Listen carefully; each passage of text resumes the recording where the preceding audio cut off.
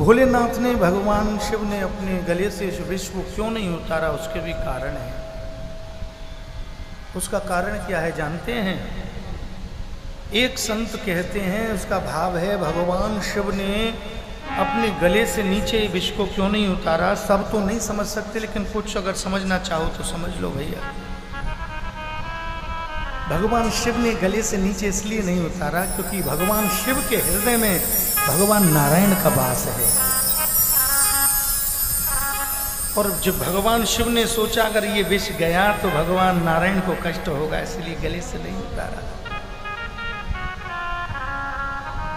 बोले भगवान शिव ने गले से विष को इसलिए नहीं उतारा क्योंकि भगवान शिव सब संसार को शिक्षा दे रहे हैं। कैसी शिक्षा दे रहे हैं जानते हैं? भगवान शिव बताना चाह रहे हैं कि इस दुनिया में, संसार में बड़ा विष होगा और उस विष को यदि तुमने गले से नीचे उतारा तो बस गड़बड़ है। जानते हैं विषय, ये संसार के जितने विषय हैं अगर गले तक रहेंगे तो ठीक है, लेकिन कलेजा तक पहुंच गए तो वही खराब है। अरयो संधेया। आज ठाकुर जी ने सभी देवताओं को बुलाया, देवताओं से कहा, देवताओं तुम सदा परेशान रहते हो, अगर तुम अपनी परेशानी को दूर करना चाहते हो तो ऐसा करो, समुद्र मंथन कर लो। समुद्र मंथन से क्या होगा? बोले समुद्र मंथन से अमृत निकलेगा, उस अमृत को पीकर तुम अमर हो जाओगे। देवता बोले महाराज वो मंथन होगा कैसे? वो मंथन को कैसे कर सकते हैं हम, ये बताओ। तो भगवान ने ये भी कह दिया, बोले ये मंथन को आप ऐसे ही नहीं कर सकते, मंथन करने के लिए आपको दैत्यों से भी संधि करनी पड़ेगी। दैत्यों से संधि कर लो, उनसे मित्रता कर लो। देवताओं ने कहा प्रभु नहीं नहीं, हम मैत्री नहीं करेंगे दैत्यों से। भगवान ने कहा भाई अहिमूषक वध है, समय ऐसा आता है कि सर्प और चूहे की भी मित्रता हो जाती है। हा? समय के अनुसार व्यक्ति को चलना चाहिए। भगवान नीति बता रहे हैं देवताओं को, कोई बात नहीं, मन से नहीं हो तो वैसे ही इस उद्योग को सफल करने के लिए मित्रता कर लो। और दैत्य भी कोई और नहीं, तुम्हारे ही तो भाई हैं। एक हैं देवता और दूसरे कौन है? राक्षस। और देवताओं की माता जी का क्या नाम है? देवताओं की जो माता जी थी उनका नाम था अदिति, महारानी अदिति। और राक्षसों की माता का नाम है? राक्षसों की माता का नाम? बोले महाराज हम राक्षस नहीं है, जो हमारे नहीं मानते। राक्षसों की मां का नाम है दिति, दिति द्वैत। देवताओं की माता है अदिति, अदिति माने अद्वैत। जहां द्वेष नहीं होता, जहां ईर्ष्या नहीं होती, वहां देवीय संतति का वास होता है। और जहां द्वैत है, ईर्ष्या है, बात बात में छल है, कपट है, वहां समझ लो राक्षसी वृत्ति की संतति होती है। इसीलिए ध्यान कर लो भैया, क्योंकि देवता और राक्षसों के पिता तो एक ही हैं। हाँ कश्यप जी महाराज, लेकिन माँ अलग अलग हैं। लेकिन हैं भाई, लेकिन भेद बहुत बड़ा है महाराज, अंतर बहुत है देवता और राक्षसों में। है कि नहीं है?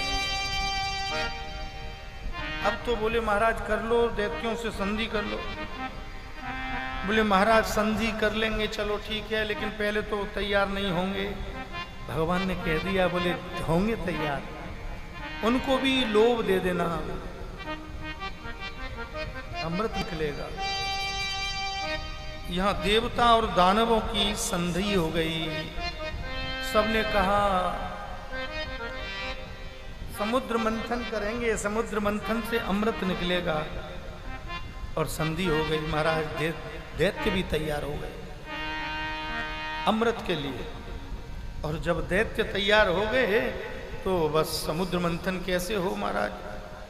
सागर को मथना कोई साधारण बात है, रई कहां से आएगी। तो भगवान ने मंदराचल पर्वत को उठाकर लेकर आ गए। राक्षस और देवता उठाने गए थे लेकिन उठा नहीं, भगवान साधारण सहज भाव में ही बिल्कुल उठाकर ले आए।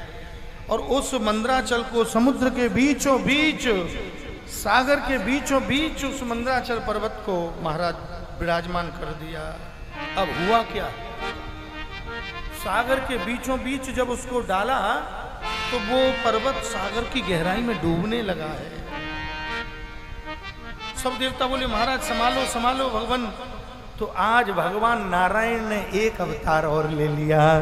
बोलिए कच्छप भगवान की जय। भगवान कछुआ बनकर उस पर्वत को अपनी पीठ पर धर लिया। भगवान आपने कछुआ की पीठ को देखा है, कितनी सख्त होती है, इतनी कठोर होती है कि महाराज अगर गाड़ी भी निकल जाए तो कछुआ का कुछ नहीं बिगड़ेगा। अपने अंगों को सिकोड़ लेता है लेकिन उसकी जो ऊपर का वो भाग है बड़ा कठोर होता है। ठाकुर जी ने कच्छप भगवान का अवतार ले लिया। बोले महाराज ये तो हो गया, लेकिन अब इसको खींचने के लिए नेति कहां से आवेगी। तो भगवान नारायण ने कह दिया कि जाओ, चले जाओ और बासुकी नाग को ले आओ। बोले महाराज वो क्यों आएंगे। तो आज भगवान ने कह दिया कि बासुकी को पाप के बाप का नाम बता देना, वो चला आएगा। उसको पाप के बाप का नाम बताना, वो चला आएगा। जानते हो पाप का बाप कौन है? बताइए पाप का बाप कौन है? पाप के बाप का नाम लोभ है। पहले मन में लोभ आता है और फिर उसके बाद पाप में रत होता है। वहीं जाकर श्री वासुकी जी से कह दिया इसमें से अमृत निकलेगा, तुम में विष भरा हुआ है, अमृत थोड़ा तुम्हें भी पिला देंगे। वासुकी आ गए। अब समुद्र मंथन प्रारंभ जब होने लगा तो भगवान ने देवताओं से कह दिया कि तुम सर्प की मुख की ओर जाकर लग जाओ। देवता चले गए। कुछ देवताओं ने विरोध किया। उन्होंने कहा ठाकुर जी मुख की तरफ तो नहीं जाएंगे हम। ठाकुर जी ने कहा मैं जैसा कहता हूं वैसा करो तो सही। जब देवता लोग मुख की तरफ जाने लगे, सोई दानवों ने, दैत्यों ने कह दिया, बोले हम सर्प की मुख की तरफ लगेंगे, पूंछ की तरफ अमंगल होता है, हम मुख की तरफ लगेंगे। तो भगवान ने देवताओं से कह दिया बेटाओ आ जाओ पूंछ की तरफ, बस हो गया काम। क्योंकि भगवान जानते हैं कि राक्षस हमेशा कैसा चलते हैं, उल्टे चलते हैं। अब समझ लो जो उल्टा चले वो कौन है। अब तो पूंछ की तरफ देवता और मुख की तरफ दानव आ गए। और जब समुद्र मंथन प्रारंभ हुआ और जब बासुकी खींचने लगे तो बासुकी के मुख से फुसकार निकली। उस फुसकार से सारे दैत्य काले हो गए। पहले दैत्य काले नहीं थे, बाद में हो गए। उस सर्प की फुसकार से सारे दैत्य काले पड़ गए। अब क्या करें? अब तो एक दूसरे की तरफ गए, हमने तो मना करी थी, हमने तो मना करी थी। अब कोई अच्छा काम हो जाए तो हमने कहा था ना ऐसा करो, और गलत हो जाए तो हमने तो मना करी थी। सब कोई ऐसा ही कहते हैं। समुद्र मंथन प्रारंभ हुआ। उस समुद्र मंथन से बड़े बड़े रत्न निकले। देवी और सज्जनों, उस समुद्र मंथन से ऐरावत नाम का हाथी निकला, उच्चैश्रवा घोड़ा निकला, कामधेनु गौ निकली। लेकिन ये सब के सब रत्न बाद में निकले। समुद्र मंथन जब हुआ था तो सबसे पहले क्या निकला था? विष। और जब विष निकला तो सब देवता लोग भगवान से कहने लगे, ठाकुर जी आप तो कह रहे थे अमृत निकलेगा, इसमें विष निकल आया। तो भगवान समझाते हैं, आज भगवान बोलते हैं, भगवान समझा रहे हैं कि देखो, अगर कोई काम प्रारंभ करें हम और उस काम के प्रारंभ में ही अगर बाधाएं आए, कष्ट आए, दुख आए, तो समझो हमारा काम ठीक ठाक चल रहा है। और यदि पहले ही पहले सब कुछ ठीक ठाक है तो गड़बड़ है। यहां जब विष निकला तो उस विष का क्या करें? तो सबने, देवताओं ने भगवान नारायण से कहा, प्रभु ये विष की ज्वाला तो त्रैलोक्य को जला देगी, इस विष का क्या करना है? भगवान नारायण ने कह दिया, इस विष को तो कोई और नहीं, देवादिदेव महादेव ही इस विष का पान कर सकते हैं। इस विष के कलश को लेकर भोलेनाथ के पास चले जाओ। अब सब एक दूसरे से कह रहे हैं, तुम ले जाओ, तुम ले जाओ।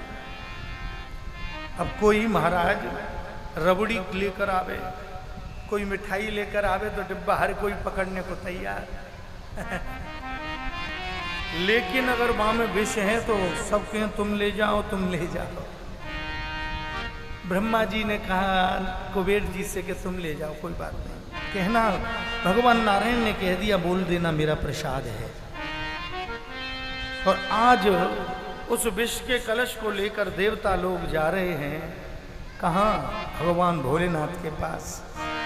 देवी और सज्जनों, हमारे और आपके भी पास इस संसार के विषय रूपी का विष भी भरा पड़ा है। ये देवता लोग भगवान शिव के पास विष के कलश को लेकर जा रहे हैं। देवता लोग गए, विष को दिया, भगवान शिव ने सुना, नारायण ने भेजा है, तुरंत उस विष के कलश को लेकर मुख से लगाया और गट गट गट गट करके पूरे विष को पीने लग गए। उधर देवी माता पार्वती ने देख लिया, बोले देखो तो सही, दुनिया के लोग ऐसे होते हैं कि कोई भी काम करें लेकिन बिना घर के पूछे नहीं करते। लेकिन देखो हमारे मिस्टर ऐसे मिल गए हैं कि कछु पूछे ही नहीं, जन कहा ले आए और पी रहे हैं। पार्वती जी को पता लग गया विष है, और जब विष का पता लगा तो पार्वती जी ने कहा खबरदार जो गले से नीचे उतारा। तो भोलेनाथ ने कहा भाई होम मिनिस्टर का ऑर्डर हो गया, यदि तो मानना पड़ेगा भाई घर की बात। तो भगवान शिव ने उस विष को अपने कंठ में अवरुद्ध कर लिया, उस विष को अपने गले में रोक लिया। और जब भगवान शिव ने उस विष को गले में रोका तो भगवान शिव का गला नीला पड़ गया। मेरे भोलेनाथ का एक और नाम हो गया, बोलिए नीलकंठ महादेव। भगवान का नाम नीलकंठ हो गया। एक बात आपसे कहें, भगवान शिव ने विष को गले से नीचे नहीं उतारा। केवल इतनी सी बात को भी समझने के लिए भाव जगत में महाराज 2-4 घंटे चाहिए कम से कम। भगवान शिव ने गले से नीचे विष को क्यों नहीं उतारा? भोलेनाथ ने, भगवान शिव ने अपने गले से इस विष को क्यों नहीं उतारा? उसके भी कारण है। उसका कारण क्या है जानते हैं? एक संत कहते हैं, उसका भाव है भगवान शिव ने अपने गले से नीचे विष को क्यों नहीं उतारा। सब तो नहीं समझ सकते, लेकिन कुछ अगर समझना चाहो तो समझ लो भैया। भगवान शिव ने गले से नीचे इसलिए नहीं उतारा क्योंकि भगवान शिव के हृदय में भगवान नारायण का वास है। और जब भगवान शिव ने सोचा अगर ये विष गया तो भगवान नारायण को कष्ट होगा, इसलिए गले से नहीं उतारा। बोले भगवान शिव ने गले से विष को इसलिए नहीं उतारा क्योंकि भगवान शिव सब संसार को शिक्षा दे रहे हैं। कैसी शिक्षा दे रहे हैं जानते हैं? भगवान शिव बताना चाह रहे हैं कि इस दुनिया में, संसार में बड़ा विष होगा, और उस विष को यदि तुमने गले से नीचे उतारा तो बस गड़बड़ है। जानते हैं विषय, ये संसार के जितने विषय हैं अगर गले तक रहेंगे तो ठीक है, लेकिन कलेजा तक पहुंच गए तो वही खराब है। हमने सुना है बहुत सी माताएं कहती हैं, बोले महाराज आपको पता नहीं, आप कहते हो धर्म से चलो धर्म से चलो। मेरी सास ने कैसी कैसी लिखी है 20 साल पहले, कलेजा पे लिख रही है मेरी एक एक बात, राम राम। अरे भाई कलेजा पे क्यों लिखते हो उस बात को? जो भी संसार का विषय अगर यहाँ तक रहेगा तो डाइजेस्ट कर सकते हो, उसको पचा सकते हो, और यहाँ से नीचे उतरा तो फिर गड़बड़ हो जाएगी। बस सांसारिक रूप से भी और आध्यात्मिक रूप से दोनों की क्षति है। और भगवान शिव ने विष को पी लिया, लेकिन फिर भी भगवान शिव को कुछ क्यों नहीं हुआ जानते हैं? भगवान शिव के शीश पर कौन शोभायमान है? चंद्रमा। कैसे हैं चंद्रमा? शीतल ठंडे। और भी कौन शोभायमान है? श्री गंगा मैया, वो कैसी? शीतल। तो समझ लो अगर इसको शीतल रखोगे यदि तो सब कुछ बचा लोगे, और यही गर्म रहा तो फिर सब गड़बड़ हो जाएगा। अच्छा चलो ये भी नहीं समझो, आप सब लोगों के यहाँ फ्रिज तो है, फ्रिज। रात में सब्जी ज़्यादा बच गई तो कहाँ रखते हो? कि रख दो फ्रिज में। फल बच गए कहाँ रख दो? फ्रिज में। दूसरे दिन खराब होती है। क्यों? क्योंकि अंदर से ठंडा है, टेम्परेचर उसमें सेट है।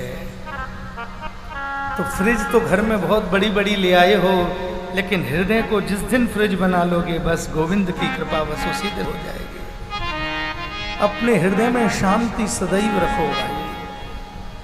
उधर विष को दे गए और महाराज देवताओं ने अमृत के उद्योग के लिए समुद्र मंथन जब प्रारंभ हुआ, देवी और सज्जनों, ऐरावत हाथी इंद्र ने ले लिया, उच्चैःषवा घोड़ा किसने लिया, कामधेनु गौ किसी ने ली, कल्प वृक्ष निकला स्वर्ग के लिए ले लिया महाराज। बड़े बड़े रत्न निकले, कौस्तुभ मणि निकली,